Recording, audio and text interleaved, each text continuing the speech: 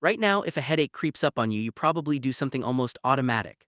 Reach into a cabinet, swallow a small pill, wait 20 minutes, go back to your day like nothing happened. But the real answer to how humans have dealt with this exact same pain throughout history is far stranger, and in some cases, far more disturbing because for thousands of years, curing a headache sometimes meant drilling a hole directly into someone's skull. Here's something worth sitting with. Headaches aren't a modern invention. Your ancestors felt this exact same throbbing, pressing pain with none of the science, none of the pharmacies, and none of the quick explanations you take completely for granted today. So what did they actually do?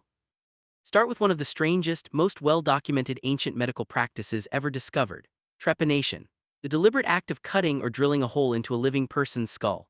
Archaeologists have uncovered trepan skulls on nearly every inhabited continent, dating back over 7,000 years, long before anyone understood anatomy, infection, or brain function in any modern sense. Paleopathologist John Verano, who has extensively studied trepan skulls from ancient Peru, found something remarkable. A significant percentage of these skulls show clear evidence of bone healing around the hole, meaning the patient survived the procedure, sometimes by years.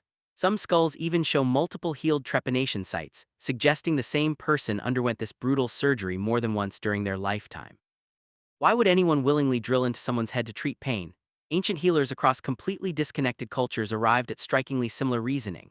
If someone experienced severe, unrelenting headaches, seizures, or unusual behavior, many cultures believed something was trapped inside the skull, pressure, evil spirits, or bad blood, and needed a physical escape route. Drilling a hole in their understanding released whatever was causing the suffering. Notice the strange logic buried in that idea. It's wrong about the mechanism entirely, but the underlying instinct that pressure needed release, that something needed to physically escape a painful, swollen head, wasn't entirely disconnected from reality. Modern medicine confirms that certain types of severe headaches genuinely do involve pressure buildup inside the skull. Ancient healers were pattern matching real symptoms without any of the anatomical knowledge to correctly identify the cause. But not every ancient culture reached for surgery. Many turned instead to plants, and one plant in particular reveals something genuinely fascinating about the roots of modern medicine. Willow bark. Ancient Egyptian medical texts, including the famous Ebers papyrus dating back over 3,000 years, describe using willow leaves and bark to relieve pain and reduce fever. Centuries later, the Greek physician Hippocrates, often called the father of Western medicine, documented recommending powdered willow bark specifically for headaches and general pain relief. Here's the twist that connects the ancient world directly to your medicine cabinet today. Willow bark contains a natural compound called salicin, which your body converts into salicylic acid, a close chemical relative of modern aspirin.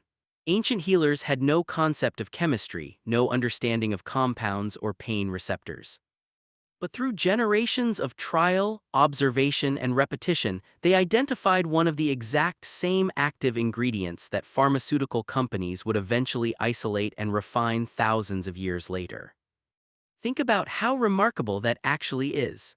Long before laboratories, before clinical trials, before anyone understood how pain signals travel through the nervous system, ancient healers had already stumbled onto genuine pharmacology, purely through patient observation of what actually worked. Other cultures developed their own approaches entirely. Ancient Chinese medicine incorporated acupuncture, inserting thin needles at specific points believed to redirect the body's flow of energy, a practice still used today, now studied for its documented effects on certain types of chronic pain. In parts of ancient Mesoamerica, healers used a combination of herbal poultices, controlled fasting, and rest in darkened rooms, an instinctive early version of what modern doctors now recommend for migraine relief. Reduce stimulation. Eliminate light. Let the nervous system recover. Notice the pattern quietly repeating across every culture. Different explanations, wildly different rituals and tools, but nearly identical underlying instincts. Reduce the pressure. Reduce the stimulation. Find something that dulls the pain even without fully understanding why it works. Here's where the modern mirror becomes genuinely striking. You reach for a small white pill today, completely confident in what it does and why. But that pill's active compound traces its lineage directly back to ancient healers chewing on tree bark, centuries before anyone could explain what salicin actually was. You didn't invent pain relief. You inherited it, refined through thousands of years of trial, error, and occasionally brutal experimentation on living human skulls. That contrast matters. Your headache cure feels instant and modern, but it's built on an unbroken chain of human curiosity stretching back further than written history itself. through Egyptian scribes recording herbal remedies, through Greek physicians documenting willow bark, through ancient surgeons drilling into living skulls out of genuine, if misguided, medical belief. So the next time a headache creeps in and you casually reach for a pill, pause for just a moment. You're not just taking modern medicine.